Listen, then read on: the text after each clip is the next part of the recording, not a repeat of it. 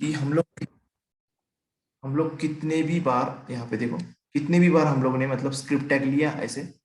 तो ये एक ही जब रन होती है जावास्क्रिप्ट तो क्या होता है, ये एक ही स्क्रिप्ट में आ जाता है। मतलब अभी दिखाता हूँ आप लोगों को मैं। समझना इतना है आपको कि आप लोग 10 स्क्रिप्ट टैग ले लो, कुछ भी ले लो, बट ये फाइल ये रन होगी सर्वर के ऊपर। सॉरी, जब रन होंगी ये फाइल, सर्वर के ऊपर की बात नहीं चली, जब रन होंगी तो ये जो कोड है वो एक ही जगह पे आता है। ठीक है, इस तरह से एक ही लाइन में आ जाता है। इसलिए फिर ये चीजें एक्सेस हो रही है। मतलब ये जो नाम है ये वाला, ये भी यहाँ पे एक्सेस हो रहा है। तो अब इसका मुझे करना क्या है, हम लोग यही चीज को थोड़ा सा आगे चल के देखते हैं। अब ये तो वहाँ इनलाइन जावास्क्रिप्ट के थ्रू, मतलब ये हम लोग स्क्रिप्ट टैग एचटीएमएल के अंदर डायरेक्टली ले रहे हैं। बट ये वाला हम लोग फॉलो नहीं करते मोस्टली, राइट ना।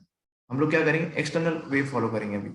मतलब क्या करेंगे, दो फाइल बनाएंगे। देखो इस मॉड्यूल्स में एक फाइल बनाऊंगा मैं कि हमारी जेएस फाइल 1.js फाइल बनाऊंगा। उसमें मैं क्या करूंगा, एक जावास्क्रिप्ट का कोड डालूंगा जो मैंने ऊपर लिखा है पहले स्क्रिप्ट टैग में। ओके, जेएस फाइल 2.js,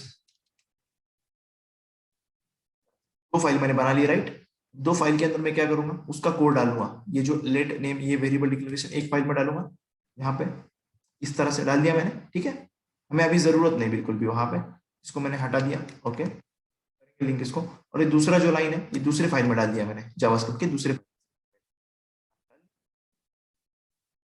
डाला।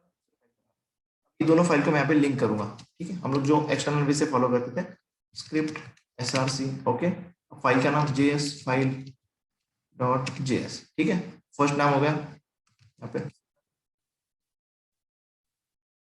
हो गया ना यहाँ पे। अब इसी को फिर से मैं रन करता हूँ। देखो यहाँ पे रिफ्रेश किया, देखो रन करने की जरूरत नहीं पड़ी मुझे। फिर भी रिफ्रेश करके दिखा दो आप लोगों को मैं यहाँ पे, ऑटोमेटिकली, क्योंकि सर्वर है तो ऑटोमेटिकली होगा वो। ठीक है, यहाँ पे देखो हमें आउटपुट फिर भी स्टिल मिल रहा है हम लोग का आउटपुट। ऐसा क्यों हो रहा है, तो मैंने जैसे कहा आपको एग्जैक्टली वैसे ही हो रहा है। देखो यहाँ पे सोर्सेज में चलते हैं हम लोग यहाँ पे। जब ये रन होती है मान लो, ठीक है, जब ये रन होगी तब वो कोड कहाँ पे आएगा, एक ही जगह पे आता है वो कोड। ऐसा समझना आपको, ठीक है। इन दोनों फाइल का एक ही जगह पे आएगा। बट हम लोग को क्या करना है अभी, हम लोग को ऐसा करना है कि जावास्क्रिप्ट के की फाइल के अंदर से जावास्क्रिप्ट की फाइल को वो करना है। हम लोग नहीं चाहते कि ऐसी दो बार हम लोग यहाँ पे स्क्रिप्ट टैग यूज करें। हम लोग चाहते हैं कि मैं एक ही मेन फाइल हो जावास्क्रिप्ट की। मतलब मान लो कुछ इस तरह से स्क्रिप्ट टैग, और मैं ऐसी कुछ फाइल हो, मेन फाइल डॉट जेएस, एक ही फाइल हो जावास्क्रिप्ट की। उसमें जो भी करना है जावास्क्रिप्ट का वो उधर ही हो जाए। इधर पे हम लोग को इतने सारे फाइल इंपोर्ट करने की जरूरत ना पड़े, इतने सारे फाइल लिंक करने की जरूरत ना पड़े। हम लोग क्या करेंगे अभी, देखो अभी मैं क्या कर रहा हूँ।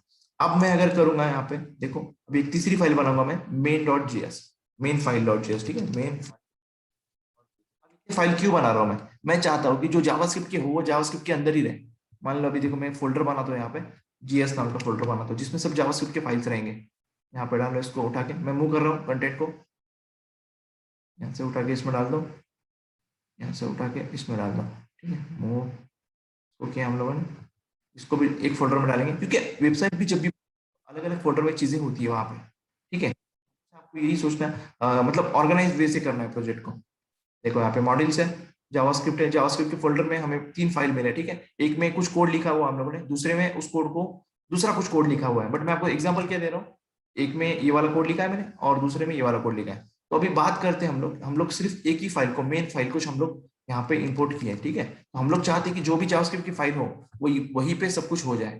ठीक है, हमें उसको अलग अलग करने की जरूरत ना पड़े। तो वो कैसे करना है हम लोग को, तो वो क्वेश्चन है। ठीक है,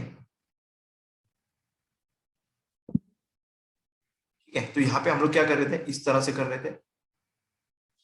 इन फाइल को हम लोगों ने यहाँ पे इंपोर्ट किया, सॉरी लिंक किया। उसके बाद में हम लोगों ने ये मेन फाइल के अंदर हम लोग को क्या करना है, ये जेएस फाइल वन यहाँ से जो वेरिएबल है इसका यूज करना है। तो इसको सबसे पहले क्या करना पड़ेगा, हमें एक्सपोर्ट नाम का कीवर्ड है उससे यूज करके हमें यहाँ पे ऑब्जेक्ट का नोटेशन यूज करना पड़ेगा। ठीक है, हम लोग ये कर रहे हैं, मल्टीपल चीजें एक्सपोर्ट कर सकते हैं यहाँ से, तो इस ऑब्जेक्ट के अंदर। ओके, तो हम लोग मैं नेम कर रहा है यहाँ से एक्सपोर्ट, नेम किया एक्सपोर्ट मैंने।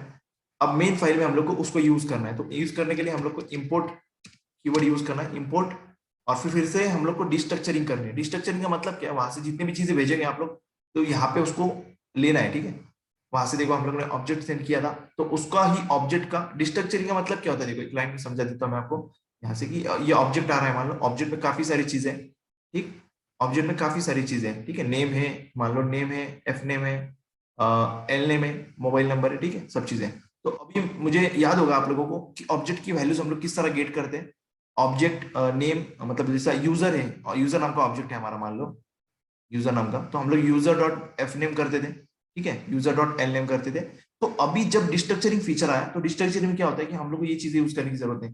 जैसे ऑब्जेक्ट से हमें वैल्यू निकालनी है तो हम लोग यहाँ पे सिंटैक्स यूज करेंगे, इस तरह से डिस्ट्रक्चरिंग वाला सिंटैक्स यूज करेंगे। दो डिस्ट्रक्चरिंग होती है, एरे की डिस्ट्रक्चरिंग कर सकते हैं हम लोग और ऑब्जेक्ट की। यहाँ पे हमारा लेट वेरिएबल लेट होगा, ठीक है। यहाँ पे हम लोग क्या करेंगे, इस ऑब्जेक्ट के अंदर ही डायरेक्टली यहाँ पे वेरिएबल्स पास करेंगे, जैसे मैं यहाँ पे करने वाला हूँ अभी। यहाँ पे ऑब्जेक्ट के अंदर हमें पता है जो कीज होते हैं ना, वैसे हम लोग यहाँ पे पास करेंगे, जैसे F name comma L name comma, ठीक है। तो ऑब्जेक्ट के अंदर की चीजें ऑटोमेटिकली उस वेरिएबल्स में आ जाएंगी, ठीक है। इतना एक लाइन में समझ जाएंगे डिस्ट्रक्चरिंग, बाकी हम लोग उसको डिटेल में देखेंगे।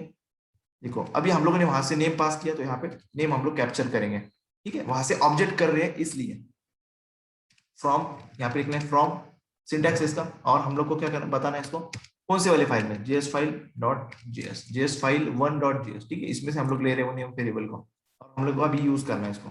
तो लॉग, लॉग के अंदर हम लोग नेम यूज करके देखते हैं। देखो ये नेम को हम लोग यहाँ पे देते हैं फ्रॉम जेएस फाइल, फाइल में से आ रहा है ना वो, इसलिए। अब देखते हैं इसको क्या हो रहा है। यहाँ पे रन करके देखते हैं सबसे पहले तो, एग्जीक्यूट करते हैं। यहाँ पे देखो एक एरर आई हम लोग को, क्या है, can not use import statement outside a module. तो हम लोग को मैंने कहा कि इसको बताना पड़ेगा हमें कि हम लोग मॉड्यूल वाला कॉन्सेप्ट यूज कर रहे हैं।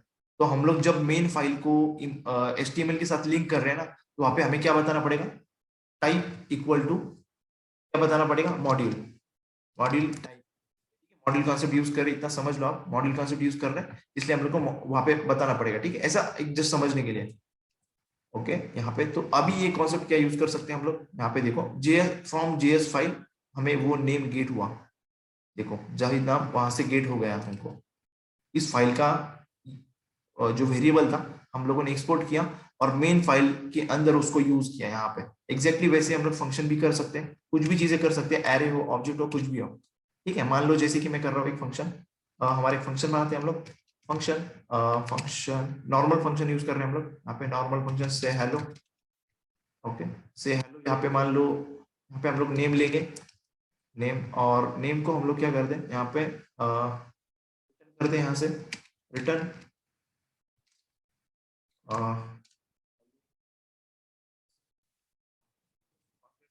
रिटर्न कर दें। इस फंक्शन को भी मुझे एक्सपोर्ट करना है, तो सिर्फ फंक्शन का नाम एक्सपोर्ट करेंगे हम लोग यहाँ से, ठीक है।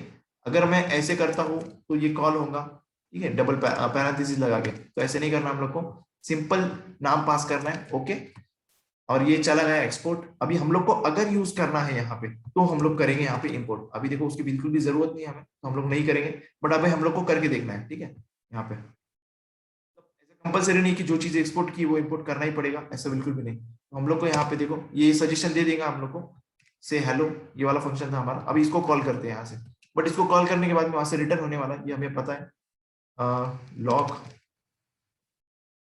से। और इसको एक पैरामीटर भी देना पड़ेगा हमें, राइट ना, देखो यहाँ पे पैरामीटर है, हम लोग को देना पड़ेगा, एक पैरामीटर देना है इसको। तो हम लोग क्या करते हैं, ये जो नाम आया ना, यही नाम को हम लोग पास कर देते हैं इसमें, ठीक है। अभी देखते हैं आउटपुट क्या मिलता है हमें, देखो हेलो जाइद मिला हमें आउटपुट, एग्जैक्टली वही प्रोसेस हुई, बट हम लोगों ने यहाँ से जो फंक्शन था उसको एक्सपोर्ट किया। एग्जैक्टली हम लोग एरे कर सकते हैं, सब कुछ चीजें कर सकते हैं एक्सपोर्ट, ओके। सो ये था हमारा इंपोर्ट एक्सपोर्ट का कॉन्सेप्ट।